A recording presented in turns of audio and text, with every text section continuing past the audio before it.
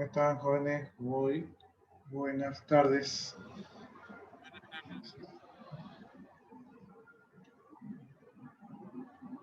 Esperemos que se conecten sus compañeros.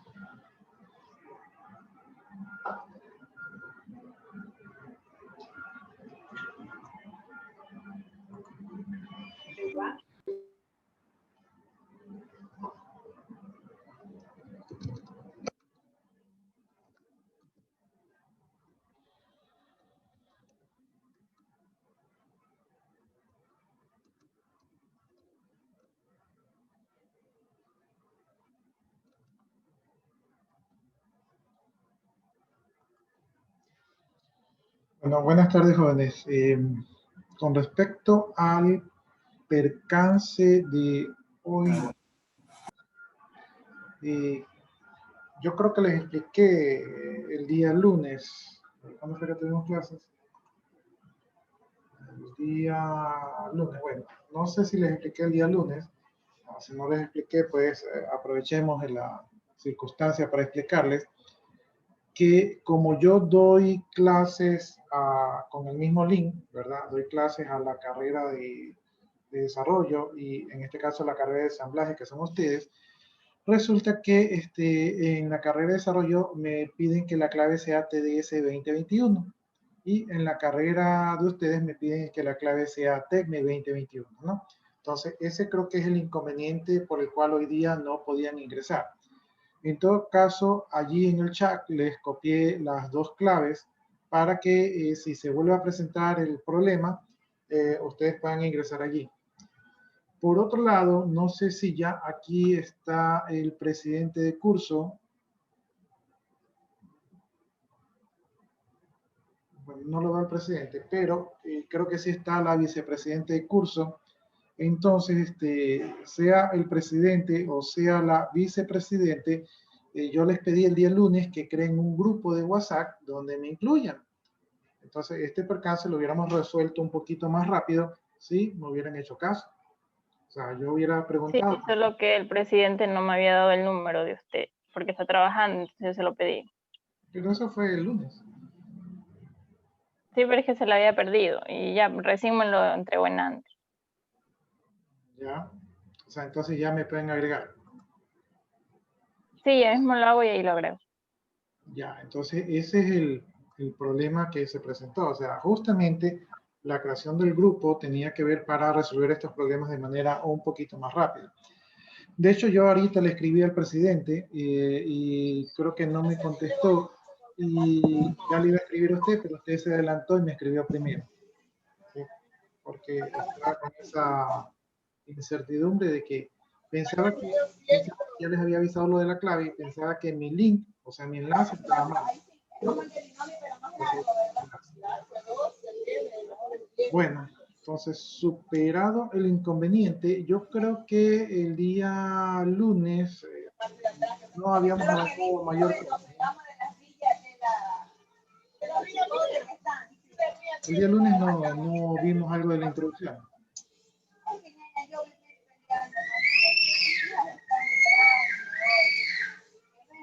Sí, lo voy a silenciar un ratito porque hay ruido de fondo.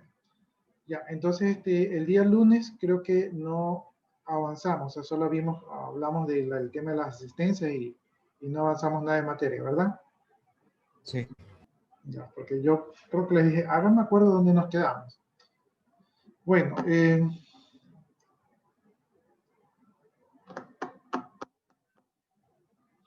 ya, antes de avanzar, ayúdenme colocando sus dos apellidos y sus dos nombres en el chat para tener el registro de su asistencia. Recuerden que la semana que viene ustedes van a tener que trabajar en grupo y entonces los grupos son de 4 a 5 alumnos. Escojan muy bien con quién se van a juntar para no tener problemas. Esto sería la semana que viene, Dios mediante que ya está habilitado el aula virtual. El aula virtual hasta el día de hoy aún no está habilitada. Estamos esperando a que nos den el visto bueno para crear los cursos. Entonces todavía no está habilitada el aula virtual. ¿Qué más les iba a decir? Creo que nada más.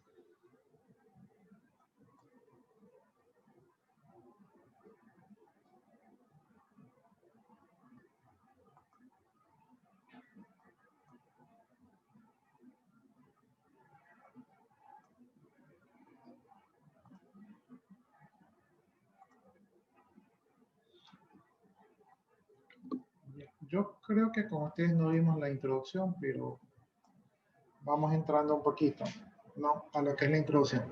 Entonces, como ustedes ya deben haber investigado, pues Linux es un sistema operativo. Esperemos que pase el avión.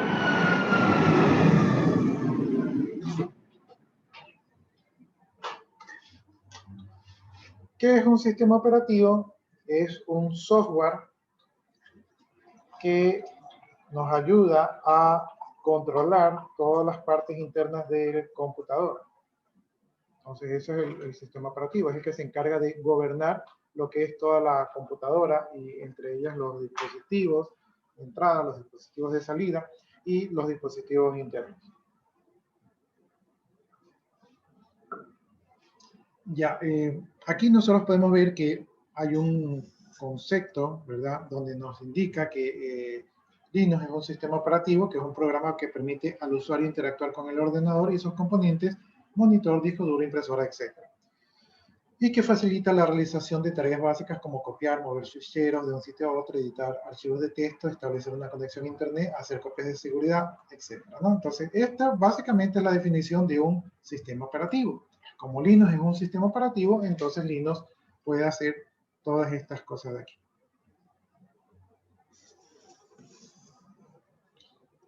Ya, una vez que tenemos que Linux es un sistema operativo, alrededor de este sistema operativo tenemos otros programas o otro software que son las aplicaciones. Y estas aplicaciones generalmente son utilizadas por el usuario para hacer otro tipo de tareas que están más orientadas a ayudar al usuario, ¿no? Entre estas aplicaciones que podemos encontrar, pues tenemos programas contables como Contact Plus, procesadores de texto como OpenOffice, ¿verdad? Write, entre otros, como programas de manejo gráfico, tenemos GIMP y Photoshop, que también pueden correr sobre la plataforma de Linux, ¿no? Entonces, tenemos como ejemplo algunas de estas aplicaciones que se pueden ejecutar sobre el sistema operativo Linux. Ya. A Linux se lo conoce como GNU Linux, ¿verdad? O a Linux a secas, que es el nombre de este sistema operativo. ¿Cuáles son las características de este sistema operativo? Yo creo que una de las principales características que llama la atención de Linux es que es un software libre, ¿sí? Esto quiere decir que es un software que ustedes lo pueden descargar de internet, lo pueden copiar, lo pueden regalar, ¿verdad? Y no pasa nada porque eso está permitido, ya que posee una licencia que permite el uso, la copia y distribución, ¿verdad? Y ese tipo de licencia se denomina GNU, ¿sí? Entonces, como Linux tiene licencia GNU, entonces ustedes pueden copiarlo gratis. Bien, otra de las características de Linux es que fue realizado por voluntarios. Linux no es un software creado para obtener beneficios económicos, sino que se creó como un proyecto, incluso se creó como un juego, ¿verdad? Para poder crear un sistema operativo que pueda manejar computadoras, ¿no? Esa corriente fue creciendo y entonces otros programadores, ¿verdad?, siguieron aportando a la creación de este sistema operativo y entonces esto lo fue haciendo un poquito más robusto, ¿no? Entonces, los que desarrollaron Linux, pues, no son programadores pagados, sino que simplemente lo hacen por amor a la camiseta. De hecho, yo diría que también lo hacen un poquito como en protesta o como ego, comparados con los otros software. Por ejemplo, el principal sistema operativo que ustedes y el mundo conoce son el sistema operativo de Windows, el sistema de Microsoft, que es el más utilizado en el mundo porque es el más conocido, ¿no? Entonces, muchos programadores que se jactan de ser buenos programadores piensan que Microsoft podría haber hecho las cosas mejor y se quejan mucho de que es lento, de que se cae, de que presenta muchos errores, ¿verdad? Y ese tipo de cosas. Entonces, estos programadores, al conocer Linux, vieron la oportunidad de demostrar ¿verdad? Y lo hacen como una especie de demostración de rebeldía contra el software pagado y han invertido su tiempo en desarrollar el sistema operativo Linux como una especie de protesta. Entonces, yo pienso que a la mayoría de estos desarrolladores lo hacen como una especie de protesta contra el software pagado, ya que el software pagado, siendo pagado, no necesariamente es de calidad. Bien. También tenemos lo que son, que es un sistema operativo multiusuario. No sé si alguien de ustedes sabe lo que es un sistema operativo multiusuario.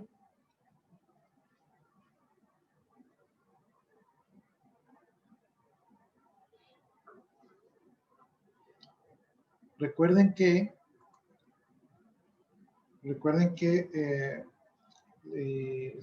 aquí yo voy a registrar en el aula de Zoom la participación en clase. Esa participación en clase es un punto que no va promediado, es un punto directo a su nota de primer parcial, ¿no? Entonces, y se la van a ganar únicamente aquí en el aula virtual. Entonces, mi propuesta sería que en los primeros días traten de participar porque la participación es más fácil, más sencilla, ¿verdad? Entonces, si pueden, participen. Por otro lado, les recuerdo que tienen que poner sus 2 apellidos y sus 2 nombres para tener el registro de la asistencia. Esta semana la asistencia de Zoom va a valer por la asistencia asincrónica. Como no tenemos aula virtual, entonces esta asistencia va a valer por las 2. Cuando ya existe el aula virtual, entonces allí tendrán que ingresar al aula virtual para que automáticamente se registre su asistencia. Bien, ¿quién conoce el concepto de multiusuario? Es que muchas personas pueden conectarse y trabajar al mismo tiempo. Sí, es que muchas personas pueden conectarse y trabajar en el equipo, en un solo equipo al mismo tiempo. Entonces, esto quiere decir que esta característica de multiusuario es una característica propia de servidores, ¿no? Por lo tanto, por ahí estamos viendo que se nos abre una puertita para pensar que Linux puede ser un sistema operativo que puede trabajar en modo servidor, ¿no? Entonces, multiusuarios, es decir, muchos usuarios que trabajan en un solo equipo al mismo tiempo. Entonces, póngase allí en el chat, póngase participación en clase para tenerlo registrado. Bien, asimismo, el sistema operativo es multitarea. ¿Quién me puede explicar el concepto de multitarea? Son las que pueden funcionar varios programas en el mismo tiempo en la misma máquina, o sea, podemos abrir diferentes ventanas. Ya, ¿y usted ha visto un ejemplo de eso allí? Puede estar con el WhatsApp y estar investigando ahí mismo. ¿Perdón? En la computadora. O sea, podemos estar en la computadora investigando una cosa, abriendo nuestras redes, cosas así, o sea, diferentes. Ya, al mismo tiempo, en la misma computadora. Merchan, póngase participación en clase allí. Ya, entonces efectivamente, por ejemplo, ustedes en sus teléfonos, ustedes tienen el WhatsApp, el YouTube, el Facebook, ¿verdad? El Spotify, todo de ahí lo tienen abierto y ustedes cambian de ventanas. Entonces, en un solo equipo están ejecutándose varias tareas al mismo tiempo, ¿no? Cuando recién salió el Windows era monousuario. En la versión Windows 95, ¿verdad? Windows 3.1 o 3.11, la versión de Windows 3.0 y el mismo DOS eran monousuario, es decir, un solo usuario podía utilizar el sistema operativo. Y también eran monotareas, es decir, cuando usted trabajaba en Word y por acá trabajaba en Excel, ¿verdad? O trabajaba en Word o trabajaba en Excel. Pero si usted dejaba, por ejemplo, ordenando Excel, ordenando una hoja en Excel, ¿verdad? Y usted se cambiaba a Word, ¿verdad? Cuando usted regresaba a Excel, el ordenamiento recién continuaba, ¿sí? No es que usted lo dejaba allí, se iba a hacer otra cosa y regresaba y ya estaba listo, no. Recién continuaba el ordenamiento. Entonces, eso eran monotarea y monousuario. Y de allí tenemos también que tiene una característica que es multiplataforma. ¿Quién puede explicar lo que es multiplataforma? Es cuando un programa es compatible con diferentes dispositivos, aunque sean procesadores AMD o Intel o dispositivos móviles como Apple y Android. Ya, exactamente. Entonces ahí póngase la participación en clase. Entonces, Entonces, multiplataforma quiere decir que el software, ¿verdad?, se puede instalar en un equipo que tiene una arquitectura. Generalmente las arquitecturas dependen mucho del tipo de procesador que se manejan. No todos los software corren sobre todas las plataformas.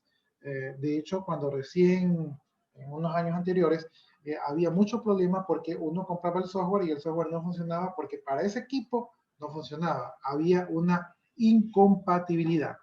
Sin embargo, Linux, ¿verdad?, ofrece gran soporte para funcionar en varias plataformas, como bien lo dijo su compañero Jordi Chávez. Bien, entonces, estas son algunas de las características. Ahora, todas estas características, pues, perfilan a Linux como un buen equipo candidato para ser un servidor, ¿sí? Bien, ahora vamos viendo otras características que posee Linux. Linux es estable. Uno pensaría que como esto es un proyecto desarrollado por unos voluntarios, que nadie les paga nada, ¿verdad? Podría uno pensar que hay muchos errores allí o que de repente se equivocaron o que hacen las cosas mal. Pero al contrario de lo que podría pensarse, Linux es muy estable, ¿no? Y parte de su estabilidad tiene que ver porque se basa en otros sistemas operativos que también son bastante estables, ¿no? Entonces, Linux es muy estable. Ahora, no sé si ustedes recuerdan, hace muchos años, en el 98, creo, no sé si fue con Windows 98 o con Windows Millennium, cuando Microsoft dio una conferencia para lanzar su nuevo sistema operativo, no recuerdo cuál era, y en pleno lanzamiento, ¿verdad?, el sistema operativo se puso la pantalla azul con letras blancas y dio un error, ¿sí? Entonces, eso es una inestabilidad. Imagínense, en plena presentación, ese equipo se cayó. Qué vergüenza pasó ahí Bill Gates, ¿no? Sin embargo, Linux es bastante estable, no se cae sino más, no tiene muchos errores, entonces esto lo hace también un buen candidato para servir de servidor, ¿sí? Los productos de Microsoft no son muy conocidos por ser muy estables, normalmente tienen muchos errores. Y esto es porque tienen tanto software, tantas capas y tantos programadores que a veces algo no les cuadra y eso produce algún tipo de error. Y por eso es que en este software pues, vivimos con los parches, con los updates, con las actualizaciones. Entonces, mientras en Microsoft se pone actualizaciones para corregir errores, y muchas veces hay un error, se pone el parche, tapa ese error, pero se produce otro error y así. Se llenan de capas de parche para tapar los errores que se van produciendo desde actualización a actualización. Entonces, en Linux, pues, ahí podemos trabajar muy bien sin tener estos errores. Linux también es eficiente. Esto quiere decir que aprovecha muy bien los recursos de hardware. Si ustedes ven un poco la historia de Linux, el alumno que desarrolló Linux, él simplemente tenía unas máquinas viejitas, ¿sí? Y como tenía unas máquinas viejitas, él dijo, uy, mis máquinas no las puedo utilizar porque el software que tenemos actualmente es muy pesado y yo no quiero desperdiciar las máquinas. Ya sé, voy a hacer un sistema operativo liviano, ¿verdad? Para que pueda yo seguir utilizando esos equipos viejos. Entonces, eso hizo que Linux sea bastante eficiente para aprovechar los recursos. Si ustedes tienen una máquina viejita y ya no saben qué hacer con ella, instalen un Linux y seguramente tendrá un rendimiento bastante aceptable. Porque Linux no consume muchos recursos. Parte de que no consume muchos recursos es porque Linux trabaja en modo texto, ¿sí? Es decir, que no tiene un ambiente gráfico. El ambiente gráfico consume muchos recursos, consume memoria de video, muchos programas adicionales, interfaces gráficas, etcétera, etcétera. Entonces, como Linux no trabaja de esa manera, por lo menos cuando originalmente se creó, entonces eso ha hecho que sea muy eficiente al manejar los recursos, ¿no? Y ese es un duro golpe también a la competencia que en este caso es Microsoft. Microsoft no se caracterizan por ser eficientes, se caracterizan por ser grandes consumidores de recursos, como son discos duros, como son memoria, ¿verdad? Y como son procesadores. Entonces, los recursos más preciados que tiene un computador, a Windows se los come ¿verdad? Mientras que Linux hace un uso decente de eso de allí. Bien, aparte de eso, otra característica es que hay miles de programas de software libre que corren sobre Linux, o sea, hay muchos programadores que están desarrollando aplicaciones para que puedan ser utilizadas en Linux de modo gratuito. Entonces, esto ha hecho que se pueda aprovechar, ¿verdad? El sistema operativo Linux.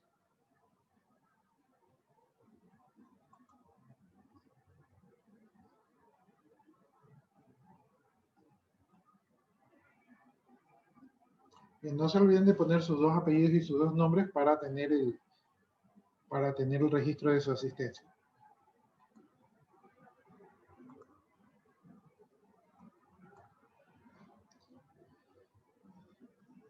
Bien, pero ¿por qué ese Linux es tan chévere? Resulta que existe un sistema operativo del mundo que es el mejor sistema operativo del mundo. ¿Sí? ¿Cuál es ese sistema operativo del mundo? El sistema operativo que es el mejor sistema operativo que se ha existido. ¿Lo conocen?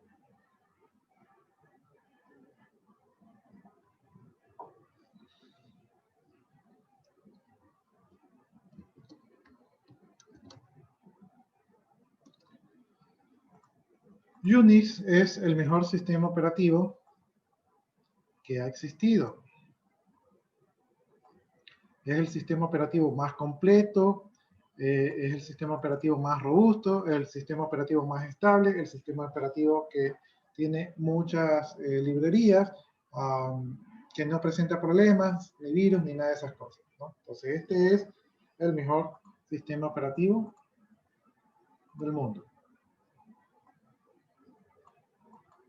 Los que pensaron que era Microsoft, pues pueden quitarse un punto. Ya, entonces, como Linux es muy bueno, pero Linux es, aparte de ser uno de los primeros sistemas operativos y de ser muy bueno y muy robusto y todo eso, muy confiable, resulta que Linux ocupa bastante espacio, ¿sí? Linux ocupa bastante espacio porque tiene muchos archivos y por lo tanto pues requiere la utilización de muchos recursos. Entonces, esa es una desventaja de Linux, perdón, de Unix. Otra desventaja de Unix es que es un sistema operativo propietario. Creo que le pertenece a Solaris System, si no me equivoco. ¿Sí? Entonces, pues hay que pagarlo y no es barato, ¿sí? Porque ya que es tan bueno, pues no es barato. Entonces, para la mayoría de las empresas no es una opción porque es grande, ¿sí? Aunque es muy eficiente, es grande y también pues es pagado y no es barato, ¿no? Y también otra desventaja es que trabaja en modo texto, o sea, no tiene interfase gráfica de manera nativa. Por lo tanto, no es una opción que a los administradores de centro de cómputos les guste mucho. Entonces, alguien por allí construyó Minus, ¿verdad? Minus es un descendiente de Unix. Y entonces, como Minus es un descendiente de Unix, Minus tiene las ventajas que tiene Unix, pero ya no tiene tantos archivos, es más chiquito. Y después de eso, pues de Minus, ¿verdad?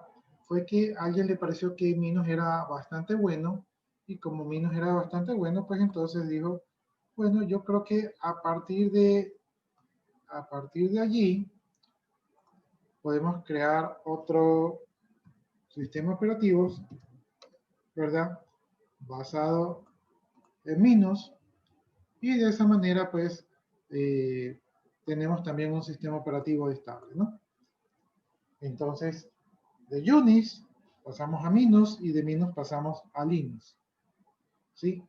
Y como si eso no fuese suficiente, basado en Linux, salió otro sistema operativo que es muy popular hoy en día y que es muy estable, ¿verdad? Y que a todo el mundo le gusta, y ese es el Android.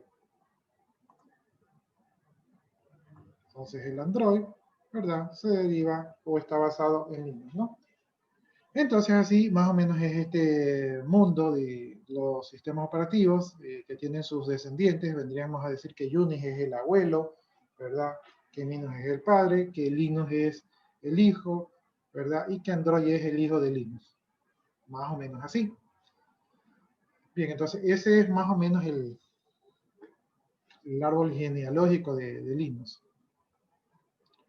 ¿Preguntas hasta allí, jóvenes?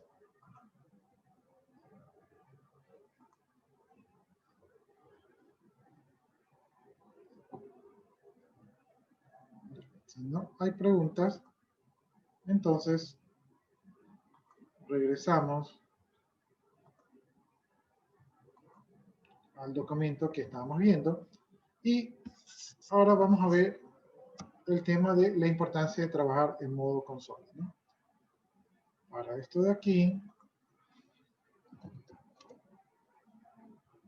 un segundo que estoy cargando un programa.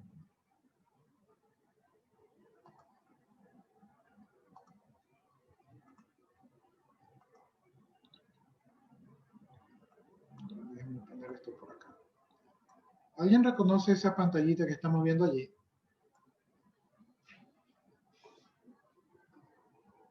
Es la consola de comando.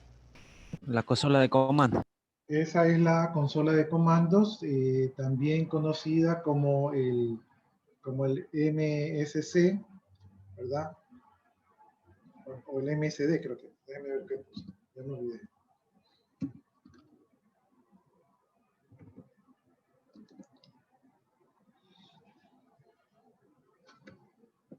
Un ratito.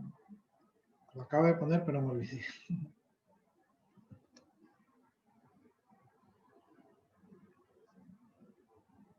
El MSC ya. Entonces, esta es la consola de comandos que tiene Windows, ¿sí? Y Windows abre esta consola para ejecutar ciertos comandos. Y esta consola de aquí se llama consola, se llama consola de línea de comandos. Ustedes le llaman la ventana de comandos, o tiene muchos nombres, ¿no?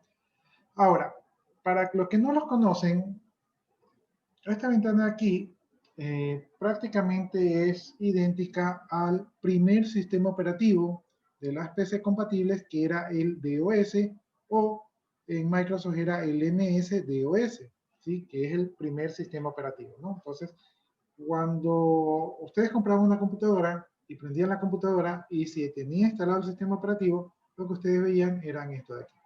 Y este era el DOS. Como ustedes ven, es una consola que trabaja con comandos. Usted tiene que escribir el comando, como por ejemplo el dir, ¿verdad?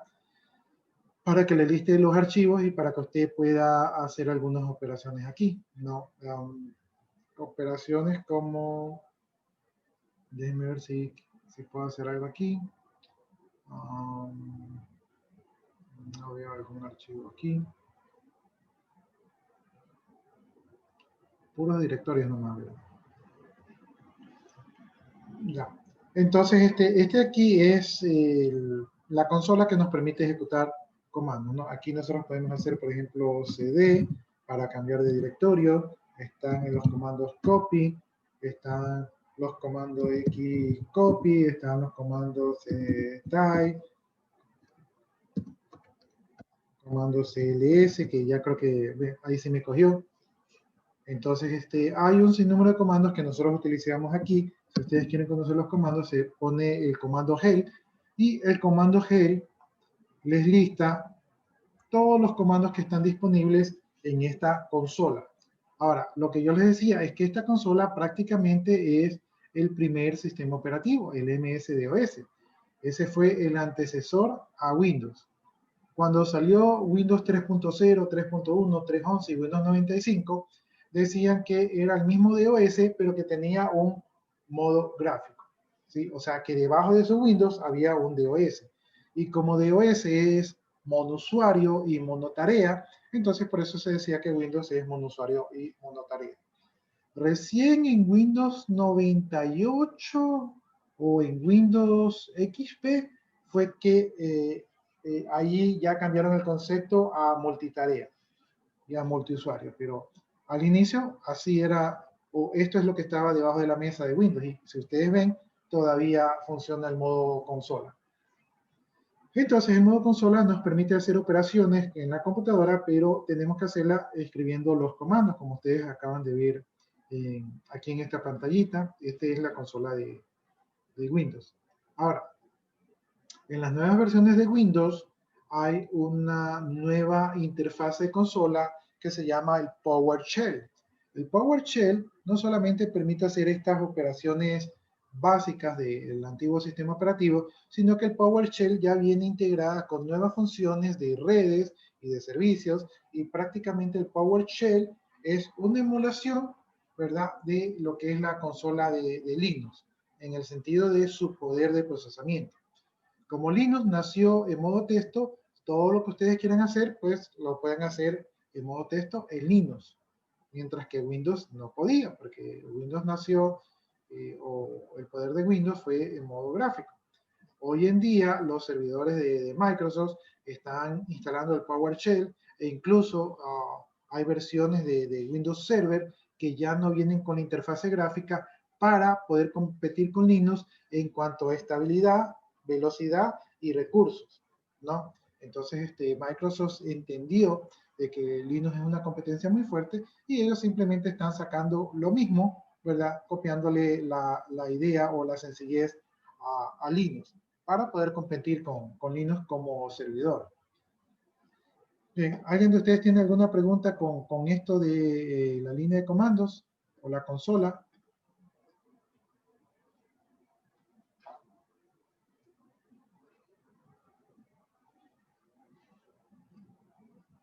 ¿Está claro como el agua? Miren, voy a poner la palabra exit para salir de aquí. Entonces, ahí puse la palabra exit y salí de ese modo consola. Ya. Entonces, volviendo a nuestro tema de cómo trabajar en modo consola, yo les explicaba que Linux nació en modo consola porque es hijo o es nieto de Unix, ¿verdad? Y Unix es en modo consola, ¿no?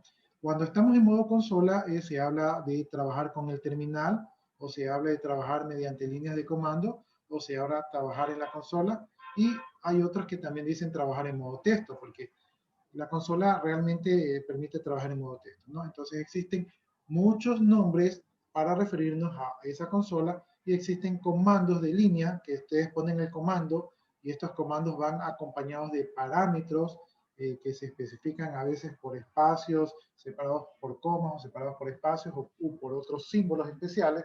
Entonces, así nosotros podemos decirle a la computadora lo que tiene que hacer, ¿no? Y esa es la manera de trabajar con Linux, en modo consola. También existen muchos dispositivos que tienen versiones pequeñitas de Linux, como los routers, o como, por ejemplo, cuando ustedes tienen los routers estos de internet en la casa y ustedes dan sesión, a veces les permiten abrir un modo consola para trabajar con esos equipos, ¿sí? Entonces, hay muchos equipos que tienen como versiones pequeñitas basados en Linux, donde ustedes trabajan en modo consola. La mayoría de los equipos configurables de comunicaciones permiten el modo consola. Por eso, para ustedes que están estudiando una carrera de ensamblaje y que van a verse tal vez con equipos de comunicaciones, es importante que ustedes sepan manejar las consolas de Linux, ¿sí? A veces difieren, los comandos difieren y las capacidades difieren de equipo en equipo, pero hay cosas que se mantienen. Entonces, teniendo la base de Linux, van a poder administrar esos equipos. ¿Preguntas, jóvenes? ¿No? Bueno, vamos viendo las diferencias entre Linux y Unix. Una de las principales similitudes que existen entre Linux y Unix es que los comandos de texto, los comandos de línea de comando que se utilizan en Unix, son iguales o muy similares a los que se utilizan en Linux, ¿no? Y esto es por lo siguiente.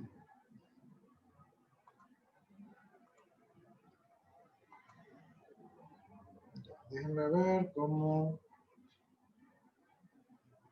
Ya, ahí. Esto es por lo siguiente. Resulta que Unix, que es el mejor sistema operativo del mundo, ¿sí? Aquí está el Unix. Unix, que es el mejor sistema operativo del mundo, es muy grande, ¿sí? Y dentro de Unix tiene un centro, algunos le llaman corazón, ¿verdad? Otros le llaman el núcleo. Y otros le suelen llamar el kernel, ¿sí? Entonces, resulta que en Unix hay un núcleo o un kernel.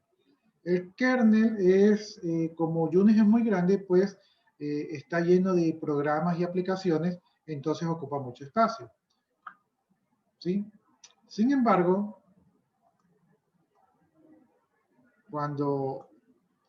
como sistema operativo, el sistema operativo, para que pueda trabajar, ¿verdad? Tiene que cargarse ¿dónde? Todo sistema operativo que trabaja en una computadora, ¿dónde tiene que estar cargado? Aparte del disco duro, ¿dónde? Para que se ejecute.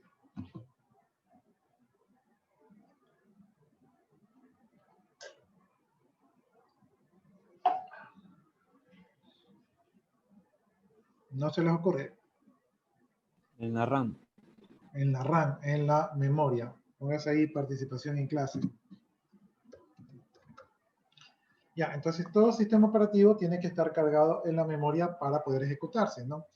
Pero como Unix es muy grande y de hecho todos los sistemas operativos son más grandes que la memoria, porque tiene muchas funciones, no entra pues Unix en la memoria. O si llegase a entrar, pues ocuparía toda la memoria y no pudiéramos trabajar con las aplicaciones. Por lo tanto, para que se cargue en la memoria, pues se tiene que cargar, pero como no se puede cargar todo, se carga únicamente el núcleo. ¿Y qué contiene el núcleo? El núcleo contiene todas los comandos, las funciones básicas, ¿verdad? Generalmente allí se cargan las rutinas de entrada y salida, que son las que más se utilizan, el manejo de la memoria, y todo eso que es principal del sistema operativo se carga primerito en la memoria, porque si estuviese guardado en el disco duro, como el resto de las aplicaciones, y yo quiero, por ejemplo, ejecutar un programa y tengo que ir al disco duro, eso sería muy lento. Por lo tanto, las principales funciones tienen que estar en el núcleo, y el núcleo, que es como una caja cerrada, es lo que se carga en la memoria, y de esta manera todas las funciones del sistema operativo se ejecutan de manera rápida, ¿no? Entonces, allí está. Entonces, cuando comenzaron a crear Linux, ¿verdad? Pues alguien dijo, vamos creando Linux. Entonces alguien dijo, vamos creando Linux. Y todo el mundo, sí, vamos creando Linux. Pero, ¿cómo hacemos para que Linux funcione? Alguien dijo, no, pues, ¿saben qué? Basemos Linux en otro sistema operativo para no tener que trabajar. ¿Y qué sistema operativo? Unix es bastante estable. Ah, bueno, entonces basemos Linux en el núcleo de Unix. Obviamente el núcleo de Linux es más pequeño.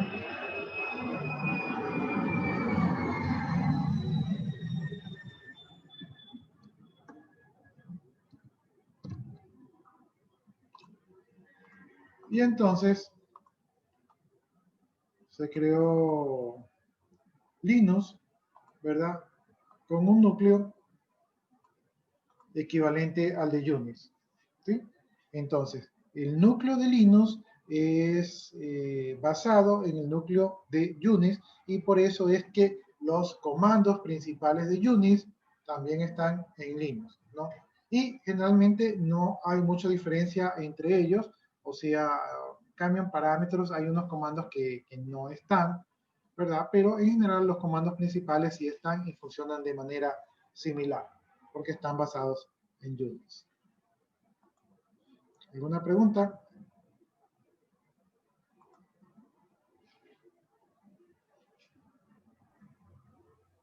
Ingeniero, se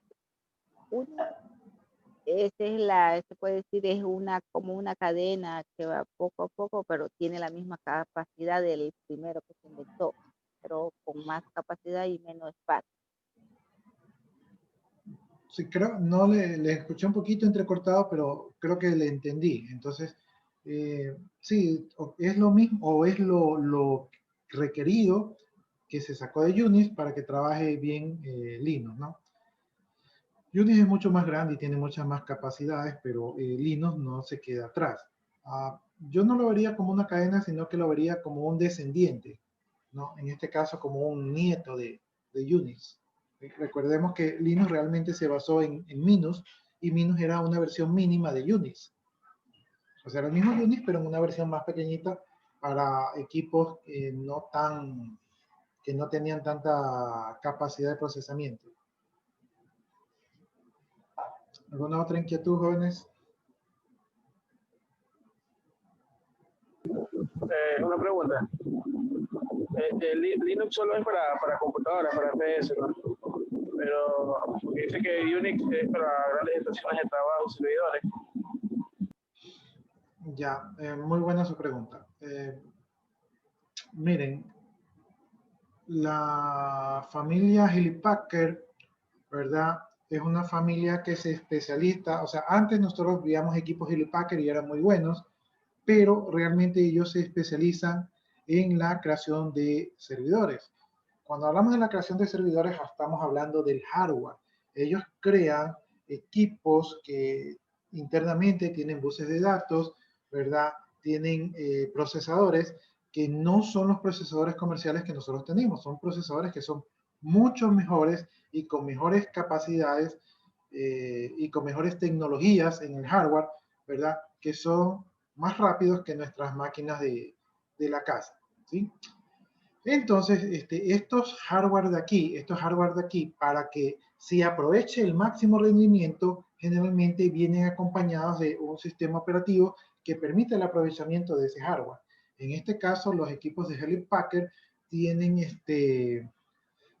con versiones de Unix, ¿verdad? Que permiten ese aprovechamiento al máximo de ese hardware, ¿no? Por eso es que estos equipos, estos mainframes que se conocen, ¿verdad?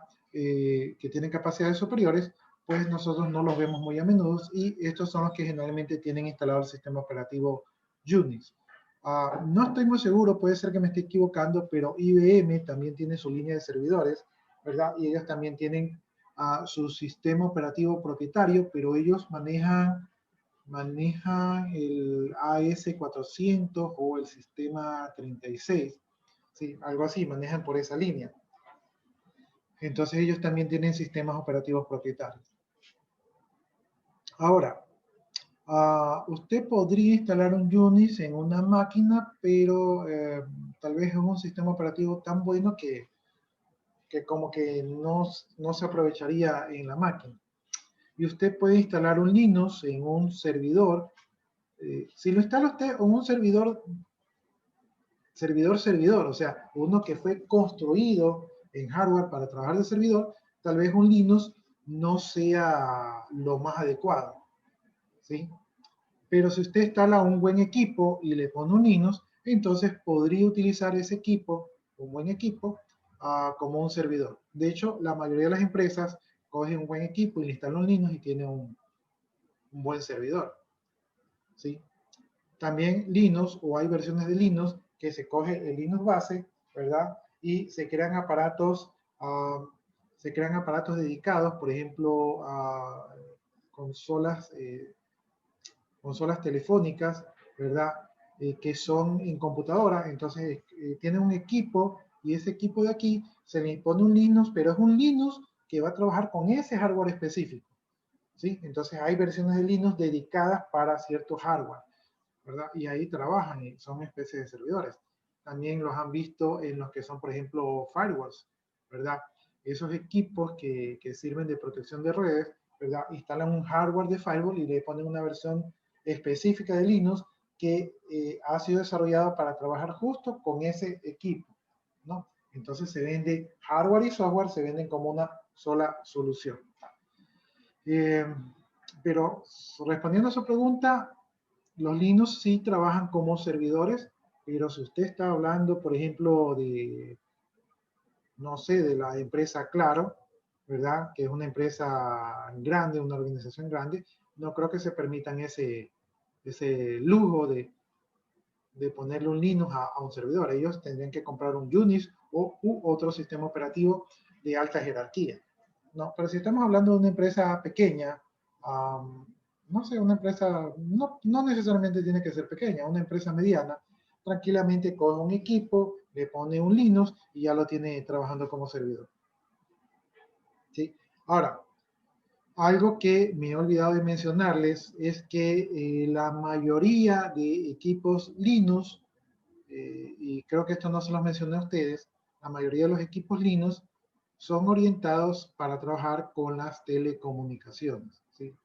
Entonces, allí es donde vamos a ver los Linux. Entonces, si ustedes van a ser desarrolladores web o van a trabajar con comunicaciones, probablemente van a necesitar saber mucho de Linux porque se lo van a topar, ¿sí? Hay muchos equipos de Linux trabajan allí. Ustedes no lo van a ver que su primo o su tía, ¿verdad? Están utilizando Linux, ellos utilizan Windows, ¿sí? Windows tiene el mercado de los usuarios finales, pero para el uso de telecomunicaciones, el uso de Linux es bastante amplio. ¿Alguna otra consulta, jóvenes?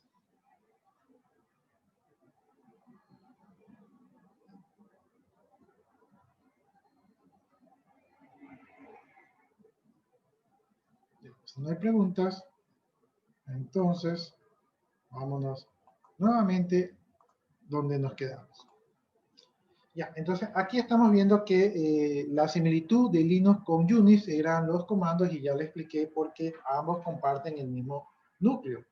También hay un software, hay un programa, hay una capa, aquí está el sistema operativo y se asienta una capa encima del sistema operativo que permite que funcione en modo gráfico. En este caso, aquí tenemos que ambos comparten el X Windows, que es una aplicación que permite convertir ese sistema operativo de modo texto en un sistema operativo de modo gráfico, ¿no? Y la mayor diferencia que hay entre Linux y Unix es que Unix es licenciado, o sea, se paga. Entonces, esa es la mayor diferencia. Y también, pues, como yo ya les indiqué, Unix está orientado para equipos específicos que trabajan como servidores. Por lo tanto, son equipos de alta gama, son caros, ¿verdad? Y las licencias de Unix también pueden ser caras porque lo bueno cuesta, ¿no? Entonces, ahí vimos las diferencias, ¿no? ¿Cuáles son las diferencias entre entre Linux y Windows? La principal diferencia entre Linux y Windows es que Linux es gratis y Windows es un software propietario, es decir, que su uso requiere de una licencia de uso, ¿verdad? Por lo tanto, esa es la principal diferencia. Sin embargo, Windows permite utilizar las versiones de Windows como un demo, o sea, en un tiempo de prueba para que usted pueda decidir si se queda con Windows, ¿no? Les voy a contar un poquito, remembrar un poquito la historia. Hace muchos años atrás, creo que ustedes tal vez no nacían, cuando recién hubo el boom de las PC de escritorio, las PC compatibles que se llamaban, esto era que los precios de las computadoras bajaron y esto hizo que la mayoría de las personas puedan tener computadoras en sus casas. Y muchos aprovecharon y compraron computadoras en las casas porque los precios bajaron y fueron más asequibles, ¿no? Entonces, en esa época, pues el sistema operativo que imperaba era el sistema operativo Windows. Porque si usted le compraba una computadora a alguien y le aparecía esa consola de DOS, pues la mayoría de usuarios no hubiera sabido qué hacer con eso. ¿Y ahora qué hago? ¿Sí? Entonces la mayoría de las computadoras venían instaladas con Windows. ¿Sí? Ahora, Windows, ¿verdad? En esa época no existía la ley de protección intelectual y por lo tanto estos Windows eran pirateados. ¿Sí? Venía una persona que vendía equipos o una empresa que vendía equipos, compraba una licencia de Windows si es que no la clonaba por allí y entonces comenzaba a instalar el mismo Windows a todas las máquinas y las vendía así y los usuarios iban contentos porque llevaban a su casa una computadora nueva con un Windows, ¿no?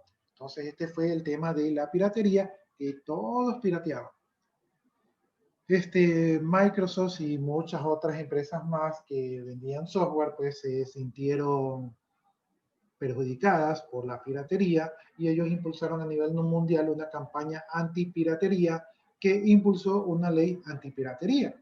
Y en Ecuador, pues, esa ley antipiratería se instauró y cuando se instaló, entonces a la mayoría de las casas comerciales les dio miedo instalar software pirateado porque cuando usted instalaba software pirateado, usted se exponía a una demanda de Microsoft y obviamente Microsoft le iba a ganar y el chiste le iba a salir más caro que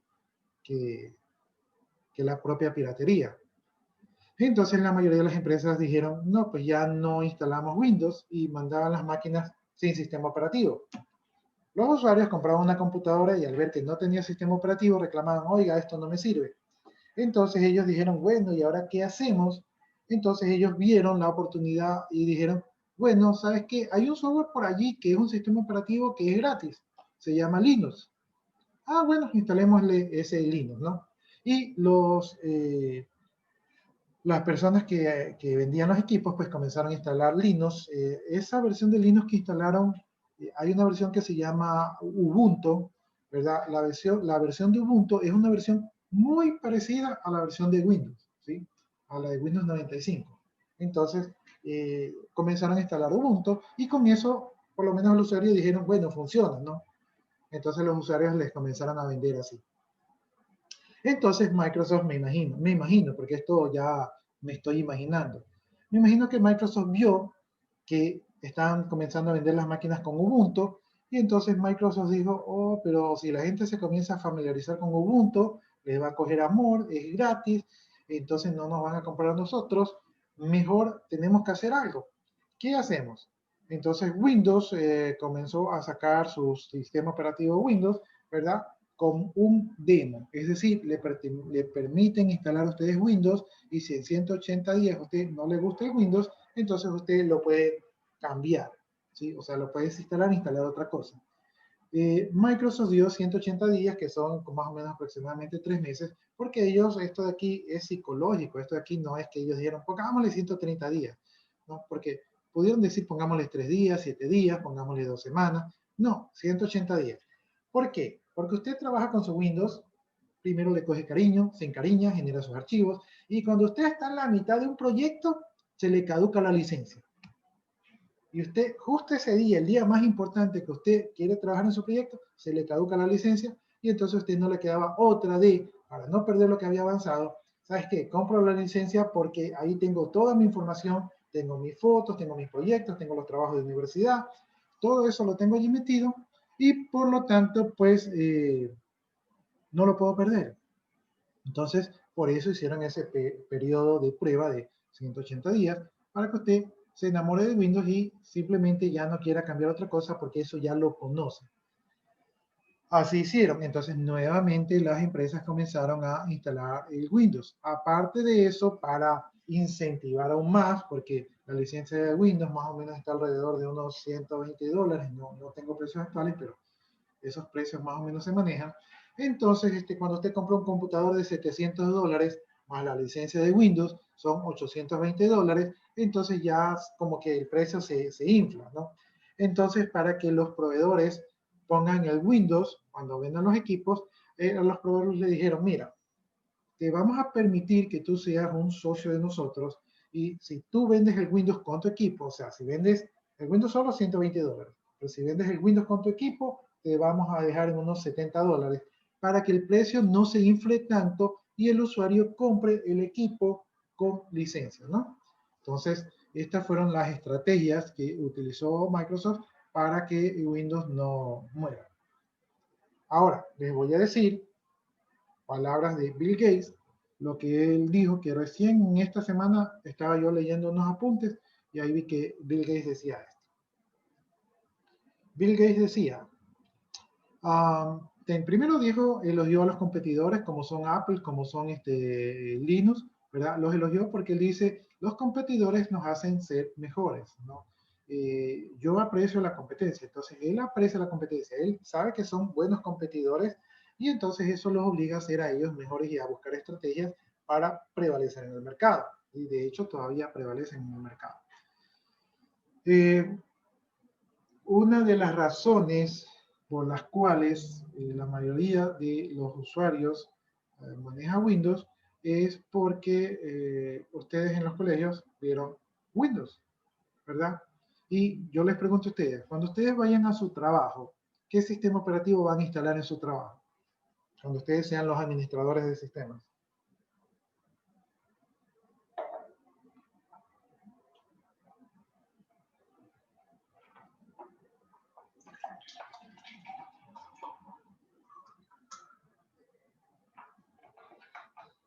Jóvenes, despierten. Así, ahorita usted es jefe de sistema y le dicen, ¿sabe qué? Cree el departamento de sistema. ¿Qué sistema operativo usted escogería para instalar en su empresa?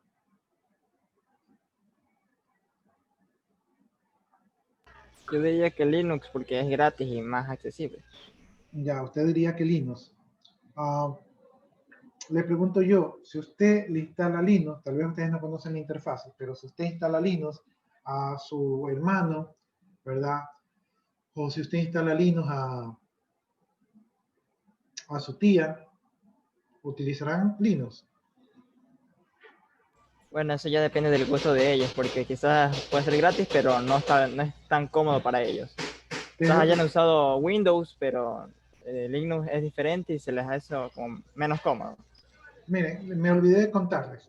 Cuando los vendedores de máquina instalaban el el Linux Ubuntu en los equipos nuevos, ¿verdad? Y el usuario se iba con su equipo nuevo y el proveedor había cumplido, le dice, te envié un equipo que funciona. Ahí está con Linux Ubuntu. Lo primero que hacía el comprador de la computadora apenas llevar la máquina es llamar al amigo técnico y le decía, ¿sabes qué? Instálame el Windows porque este sistema operativo no sé ni cómo funciona, no sé ni cómo entrar. ¿Sí?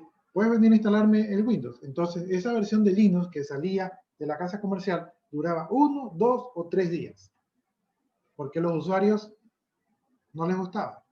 ¿Sí? Los usuarios tienen en su oficina un Windows y cuando regresan a la casa quieren seguir trabajando en un Windows. ¿Sí?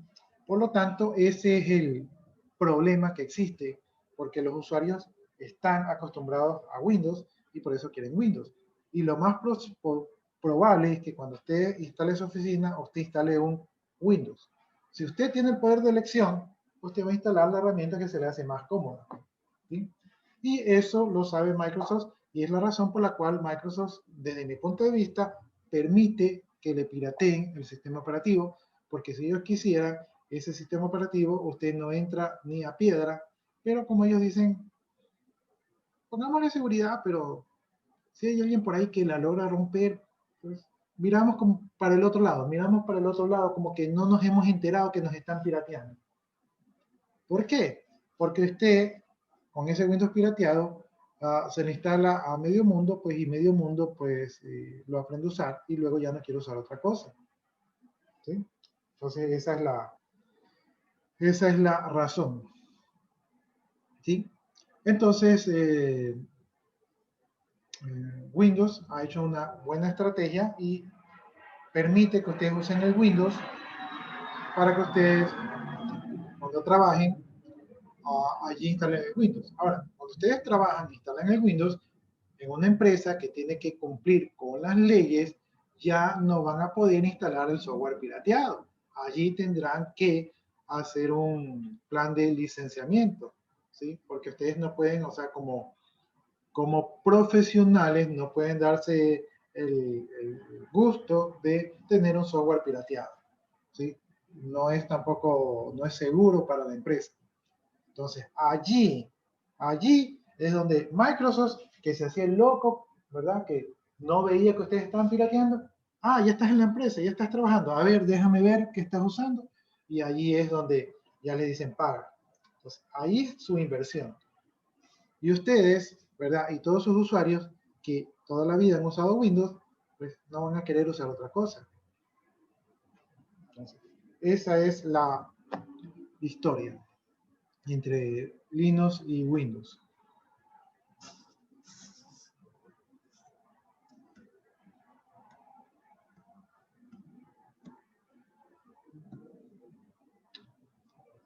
Ya, entonces, déjenme ver esto de aquí.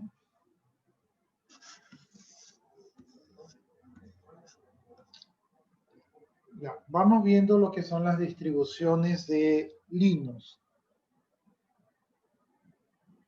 Ya, las distribuciones de Linux quiere decir que no existe una única y absoluta versión de Linux, sino que existen varias versiones de Linux y estas versiones de Linux varían en su interior, ¿no? En lo que es el kernel. El kernel tiene algunas variaciones, ¿no?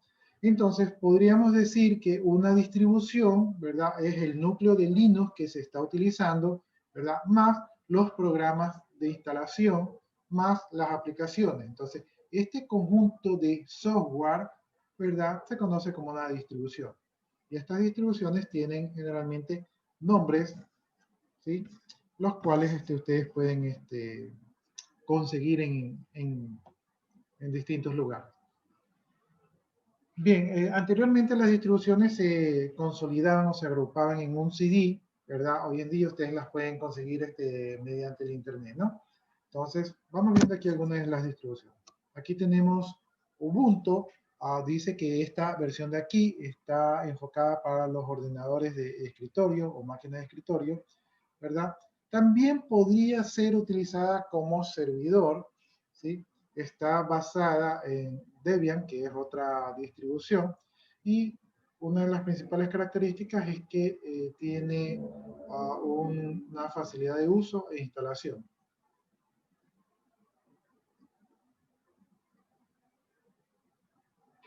Ya, entonces yo les decía que esta versión de Ubuntu es una de las versiones que es más amigables al usuario, ¿verdad? Y que si ustedes en algún momento tienen alguna crisis y no quieren pagar licencia, pues podrían utilizar Ubuntu como para simular un Windows. No es Windows, pero tiene bastante similitud con Windows. Ya, por acá tenemos OpenSUSE, ¿verdad? Esta es una distribución auspiciada por Nobel y AMD, ¿verdad? Esta es una distribución fácil de conseguir y también es fácil de utilizar. Yo, en lo personal, yo les comentaba al inicio de la clase que Linux no es mi fuerte, ¿verdad? Mi fuerte no, yo no he trabajado, sí he trabajado con Linux, pero no con todas las versiones, o sea, no soy del mundo Linux. Hay gente, y les digo que hay gente que les encanta el ambiente Linux y están muy embebidos de esto de aquí y son, ¿cómo les podemos decir? Son fanáticos, ¿verdad? De todo lo que tiene que ver con este entorno. Yo soy así como de lejitos nomás. Bien, tenemos Mint, esta aquí está basada en otra versión. O sea, si se dan cuenta, a veces las distribuciones se basan en distribuciones anteriores, ¿no? Es como que va la distribución y de aquí se abre a otras dos y esta sigue por este camino y de esta aquí le aumentan otras cosas y sale una nueva distribución, ¿sí? Y cada cual está pensada como para un uso diferente. Tenemos aquí la Mint, esta aquí también está basada en Ubuntu, ¿verdad? Y el objetivo de esta aquí, pues, es tener un sistema operativo que esté listo para funcionar. Aquí dice que incluye los plugins de navegador y videos, ¿verdad? Para poder reproducir los DVD. Entonces, la idea de esto aquí es que el usuario no tenga que instalar todos estos componentes. Entonces, esta es la versión Mint. Feodora. Esta versión Feodora es una versión, déjenme platicarles lo que dice allí y ya luego les complemento un poco. Esta versión Feodora proviene de Red Hat, ¿sí? Y este incluye software libre como software propietario, ¿no? El objetivo del proyecto Feodora es construir un sistema operativo completo que está basado exclusivamente en software libre. Ya, entonces miren. Dentro de Linux, tal vez no sea el más amigable, pero dentro de Linux, la distribución más popular y más utilizada y más estable es la de Red Hat. ¿Sí? Esa es la versión de Linux más estable, la más segura. ¿Sí? Es como un Unix chiquito. Entonces, esta es la que más deberían utilizar. Lo que sucede es que Red Hat ya fue comprada por Oracle y Red Hat ya no es gratis. Red Hat ya tiene el licenciamiento, entonces ya es un sistema operativo pagado. Pero, como los programadores, pues no hay nada que se les escape, entonces ellos dijeron, está Red Hat, saquemos Feodora. Feodora se basa en la distribución de Red Hat, la última distribución de Red Hat que era gratis. ¿Sí? Entonces, Feodora es básicamente un Red Hat, pero gratis. ¿Sí? Entonces, por eso es muy bueno. Si ustedes en sus trabajos quieren instalar un servidor que sea estable, ustedes pueden instalar un Feodora y si es que no quieren pagar las licencias de Red Hat, pueden instalar un Feodora. Es bastante estable, bastante seguro. Dicen que los de Red Hat, cuando quieren probar algo, lo implementan en Feodora y si funciona en Feodora es como su sistema operativo de prueba. Si funciona en Feodora, entonces lo implementan en Red Hat. ¿Sí? Entonces Feodora es como la versión de demo, de prueba, de hagamos experimentos que tiene Red Hat. ¿Cómo utilizar Feodora? Pues entonces lo que ustedes tienen que hacer es utilizar las versiones estables de Feodora, o sea, no utilicen la última, sino que utilicen la penúltima, ¿verdad? Que ya está estable y de esa manera ustedes tienen una versión de Red Hat bastante útil. Bien, sigamos con otra variedad. Entonces acá tenemos a Debian, ¿verdad? Este también es una distribución bastante conocida. Esta fue patrocinada por Free Software Foundation y es la que ha durado por bastante tiempo, ¿verdad? Y está basada en la FSF, que es una asociación de software libre, ¿no? Entonces, ha durado en el tiempo. Aquí dice que es bastante estable y su rendimiento también es bastante bueno. Y también se la ha utilizado para servidores. ¿Sí? Es la más antigua. Tenemos a Mandriva, que es la sucesora de Mandrake. Mandrake es una distribución que también fue muy utilizada. Esto de aquí incluye el KDE. El KDE es un software, una capa de software que permite convertir a la versión del sistema operativo en modo gráfico, ¿no? Entonces aquí indica que hay muchas versiones de Mandriva totalmente gratis y que también es capaz de arrancar desde un lápiz óptico de memoria y que tiene múltiples aplicaciones de servidores. Ya, entonces, yo la verdad que esta aquí no me he topado. Recuerden que yo no estoy metido tanto en este ambiente de Linux, entonces no les podría dar referencia de esta versión de aquí. Bien, aquí tenemos a Mepis. Esta también tiene un KDE, que es un entorno de escritorio.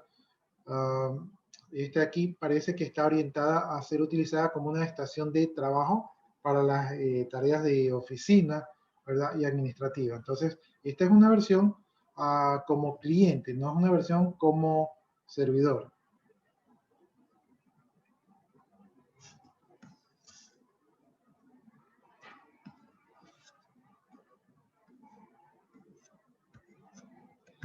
Ya, aquí me faltó saber un poco no veo la versión de,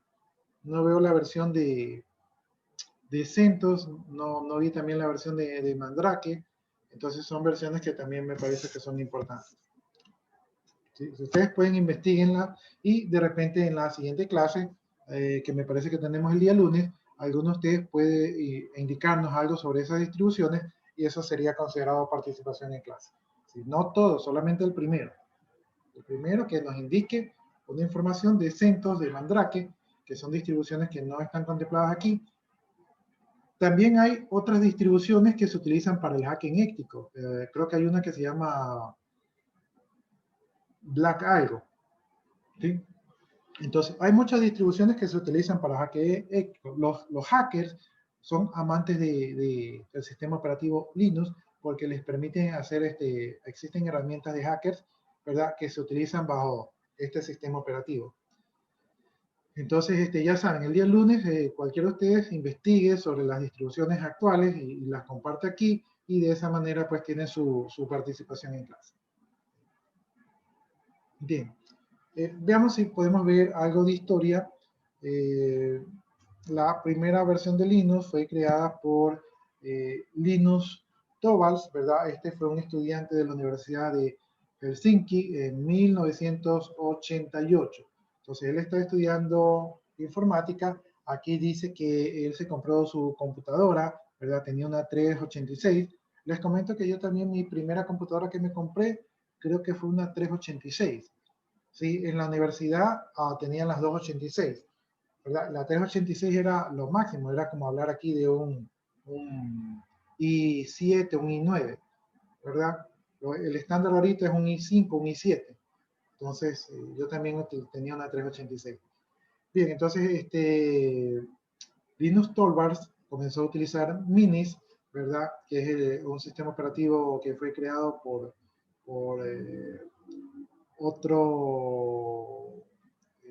otra persona que tenía fines educativos, ¿verdad? Pero Linus Torvalds no estaba contento, dice, con cómo funcionaba este sistema y decía que era muy inestable para emular el terminal, ¿no? Entonces no le gustaba porque tenía problemas para conectarse con los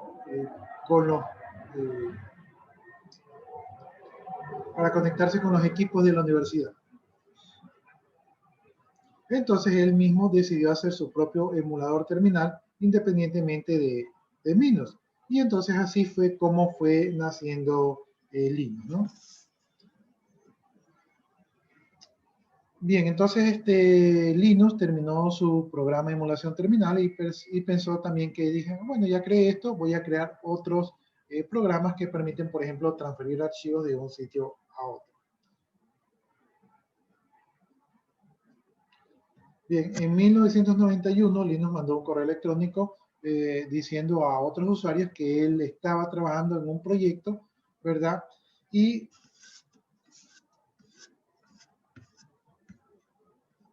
ese mensaje decía lo siguiente, ¿no? Vamos a leerlo ya para acordarnos. Hola a todos los que utilizan Minis. Estoy haciendo un sistema operativo gratuito para los clónicos AT. ¿Sí? Estos fueron los primeros equipos que se fueron populares, ¿no? Solo como hobby, no será grande ni profesional como GNU. Se ha estado cosiendo desde abril y me parece que empieza a estar listo. Me gustaría recibir sus opiniones sobre lo que a la gente le gustaría o le disgusta de Minis, ya que mi sistema operativo se parece a él en algunos aspectos. El mismo diseño físico del sistema de ficheros debido a razones prácticas. Actualmente he incluido el Batch 1.08 y el SC 1.4. Estas son versiones de programas que utiliza el núcleo, ¿no? Y la cosa parece que funciona. Esto quiere decir que tendré algo funcional en pocos meses. Me gustaría saber qué características querría la mayoría de la gente que tuviera. Cualquier sugerencia es bienvenida, pero no prometo sea implementada, ¿no? Entonces esto fue lo que mandó Linus. Dice, si está libre de cualquier código Minis, tiene un FC multihilo, no es portable, el task switching del 386 y probablemente nunca soportará discos duros distintos a los AT. Es todo lo que tengo. Entonces, este fue el mensaje, ¿no? miren que él aclara que no copió el código de Minis. Bien. Bueno, aquí habla un poquito de la mascota. Vamos a leer algo de la mascota, ¿no? Entonces, miren, entonces Linus, el estudiante, fue el que creó esto de allí. La historia dice que hubieron otros proyectos de una universidad que estaban construyendo un sistema operativo. Tenían todo el software, pero no tenían el núcleo, ¿sí? Eran otros proyectos. Entonces, allí fue cuando Linus ofreció lo que él tenía. Entonces, el trabajo de Linus, el núcleo de Linus, ¿verdad? Se agrupó con este proyecto que tenía todo el software alrededor, y así fue como nació el primer Linux. Esa fue la historia.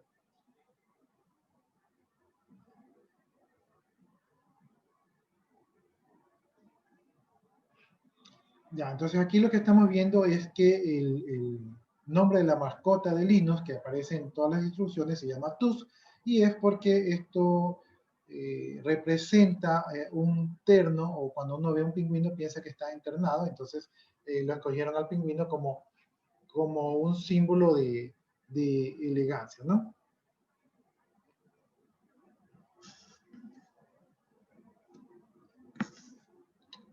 Bien, entonces no sé si tengan alguna pregunta.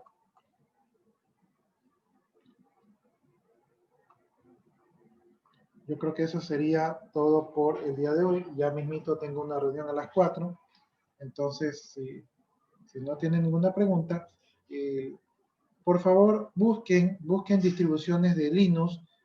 Nos presentan el día lunes un pequeño resumen, y eso yo lo pondría como participación en clase para los que porten algo nuevo. ¿Cómo dijo, profe? No le escuché lo que dijo. Que busquen distribuciones de Linux, que hay un montón en internet, hay muchísimas. Entonces busquen distribuciones que sean más o menos aceptables, nos indican las características, y esto sería considerado participación en clase. Pero si alguien habla, por ejemplo, de CentOS, ya el otro que hable de CentOS ya no sería válido, a no ser que aporte algo nuevo que el estudiante anterior no aportó. ¿Ya? Entonces, si no hay preguntas, jóvenes, pues nos estamos quedando hasta allí. Otra pregunta más, licenciada. Dígame. ¿Esa tarea se la enviamos a su correo? No, eso es para participación en clase. Todavía no tenemos Disculpe, pensaba que el era... aula virtual. Sí, o sea, como leer algo de lo que se nos quedó, usted se pregunta todo así ya.